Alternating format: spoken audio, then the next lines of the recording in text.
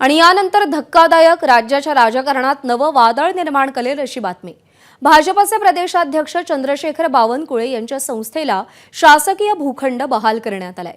विशेष म्हणजे वित्त आणि महसूल विभागाचा विरोध डावलून या संस्थेला भूखंड बहाल करण्याचा निर्णय मंत्रिमंडळ बैठकीमध्ये घेण्यात आला। महालक्ष्मी जगदंबा संस्थान कोराडी या संस्थेला नवीन महाविद्यालय आणि नर्सिंग होम सुरू करण्यासाठी 5 हेक्टरचा भूखंड देण्यात आलाय। या संस्थेला कायमस्वरूपी जमीन देण्याची गरज नाही असा वित्त विभागाने अभिप्राय दिला होता। मात्र यावर मंत्रिमंडळाच्या बैठकीत कोणतीही चर्चा न करता कागदोपत्री हा निर्णय घेण्यात आलाय।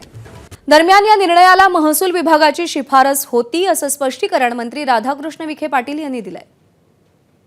आमच्या विभागाची त्याला शिफारस होतेच ना, पण तो तिथल्या ज्या स्थानिक जी ग्रामदैवत आहे महालक्ष्मीचा करोडेला जे मोठं देवस्थान आहे तिथं आपण त्याला जमीन उपलब्ध करून दिलेली आहे। कुठल्या संस्थेत दिलेली नाही, आपण त्या मंदिर विकासाकरता जमीन पाहिजे होती म्हणून दिलेली आहे आणि त्या महसूल विभागाने त्याची शिफारस केलेली आहे। एबीपी माझा, उघडा डोळे बघा नीट।